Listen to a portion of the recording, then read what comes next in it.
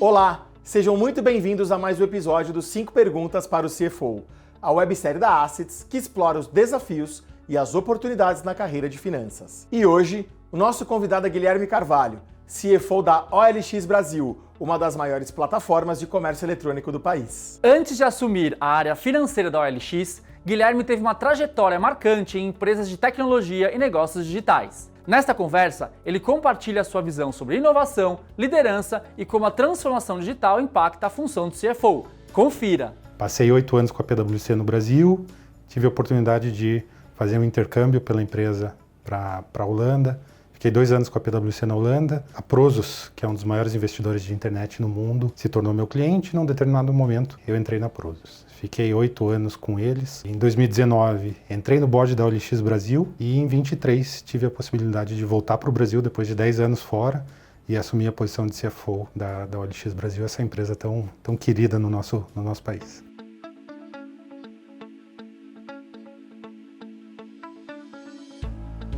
A velocidade com que as coisas acontecem no setor de tecnologia, você vê em poucos momentos em outros setores. Num determinado momento, você lançou um produto, você está com um negócio estabilizado e tem 3 entrantes novos no mercado, uma Meta, um Google, uma Amazon querendo entrar naquela vertical, naquele segmento que você está e você tem que reagir. E esses movimentos, eles acontecem num período de tempo muito curto. Um dos primeiros grandes desafios. Um segundo que eu citaria, estando no Brasil, é macroeconomia, principalmente na minha cadeira hoje, atuando em imóveis e automóveis, e a macroeconomia chacoalha esses 2 setores com uma constância muito grande. Um terceiro ponto, numa empresa de tecnologia que está inserida em verticais importantes, a gente tem uma profusão de ideias, de coisas que a gente quer fazer. A cadeira do CFO é geralmente aquela cadeira que vai colocar algum tipo de boundaries, de limites na criatividade. Não tem como a gente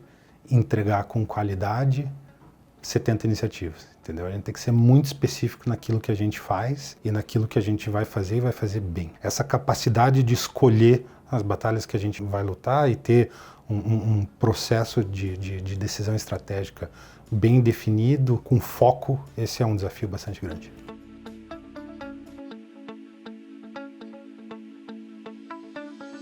Você precisa ter uma capacidade de enfrentar dificuldades todos os dias, de tomar decisões ambíguas, difíceis e seguir marchando. Com entusiasmo, porque se você demonstrar que você não está confiando, ninguém mais confia. O segundo ponto que eu colocaria é uma capacidade analítica. As decisões que a gente toma, as escolhas que a gente faz, aonde a gente aloca capital, o que a gente faz e o que a gente deixa de fazer. É um processo decisório com base numa carga de dados muito grande. E terceiro, liderança. A capacidade de, através dos seus comportamentos, dar a direção.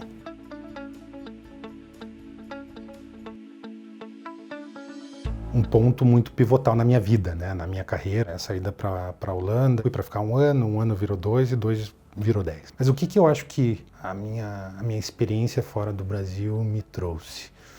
Primeiro é uma dimensão de diversidade cultural. Quando você vive num ambiente muito internacional, como foi o ambiente que eu vivi, você consegue começar a compartimentalizar e entender comportamentos que, se você só vive naquele ambiente cultural que você nasceu, você nunca vai entender. O segundo que eu colocaria, aonde eu estava inserido em Amsterdã, que era a Prosus é um dos maiores investidores de tecnologia do mundo. Eu consegui, ao longo de todos os anos lá, entender o processo decisório de investimentos em tecnologia. E isso é algo que eu vou carregar para o resto da vida. Um terceiro ponto que eu colocaria é o seguinte, é a capacidade de você se comunicar efetivamente com um estrangeiro. Uma coisa é você falar a língua, outra coisa é você ter uma capacidade de influenciar decisão, de você convencer, de você conseguir chegar no ponto crucial dos tópicos que estão sendo debatidos.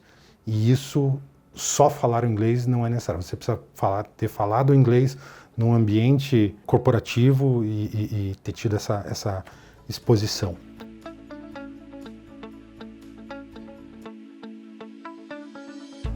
Vamos começar pela segunda pergunta, porque eu acho que ela é importante. Primeiro de tudo, as pessoas dentro da organização estão sempre procurando uma referência, né? Todo mundo no mundo corporativo está procurando uma referência, né? Então, as pessoas olham para você, percebem, puxa, aquele cara está conseguindo fazer algumas coisas inteligentes, interessantes, as pessoas começam a se espelhar. Então, o meu estilo de liderança acaba sendo o estilo de liderança da minha equipe. Isso é algo que para mim é muito importante. Eu tenho que ser extremamente intencional no meu estilo de liderança para fazer com que ele seja escalável. Voltando para a primeira pergunta. Primeiro de tudo, para mim, um dos valores mais importantes é a comunicação extremamente transparente. A Holanda é um país onde as pessoas se comunicam de uma maneira muito direta. É uma característica cultural de lá que eu adotei e eu me comunico de uma maneira muito direta. Eu falo exatamente aquilo que eu penso com um pouco sugarcoat. Um segundo ponto eu sou bastante orientado para o resultado das nossas ações. Se a gente vai fazer uma ação de marketing, uma ação comercial, tem que dar um resultado. Se a gente vai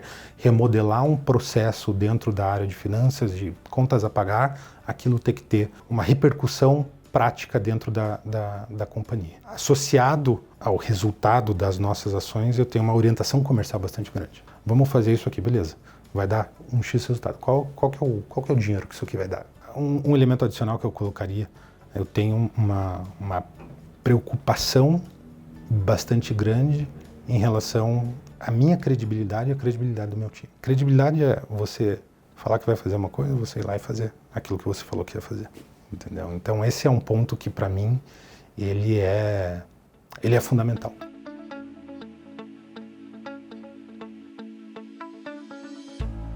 A participação num conselho ela agrega em duas dimensões diferentes, né? Primeiro, do ponto de vista de business acumen. Você vai estar exposto a tópicos, a discussões, a situações ali que vão melhorar o teu entendimento de negócio de uma forma geral. No processo de formação profissional, e todos nós estamos em formação constante, você está nesse ambiente, você acaba crescendo com os conteúdos que você está lidando, né? Tem muita discussão sobre estratégia, tem muita discussão sobre resultado e performance, tem muita discussão sobre composição de time, de organização, tem muita discussão sobre construir ou comprar. Eu citei aqui 4 tópicos bem relevantes que estão sendo discutidos nos conselhos que eu estou participando e estão sendo discutidos na mesa de diretoria de qualquer empresa. Na outra dimensão, acho que é uma dimensão pessoal. Quem aterriza num conselho é alguém que está ou numa posição de liderança dentro de uma empresa ou tem muito valor a contribuir. São pessoas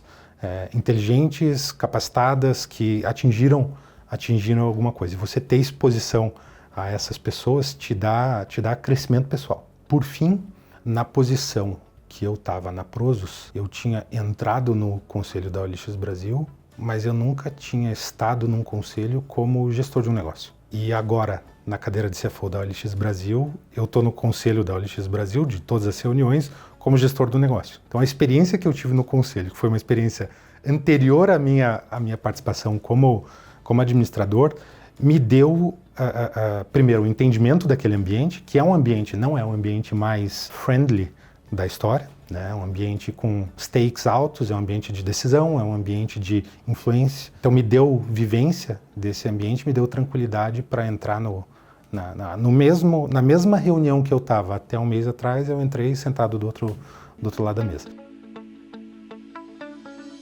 É uma frase que está norteando muito das minhas atividades profissionais hoje em dia, que é: vamos abandonar as ideias boas para focar nas ideias ótimas. E essa é uma frase que eu uso dentro da OLX com uma frequência grande.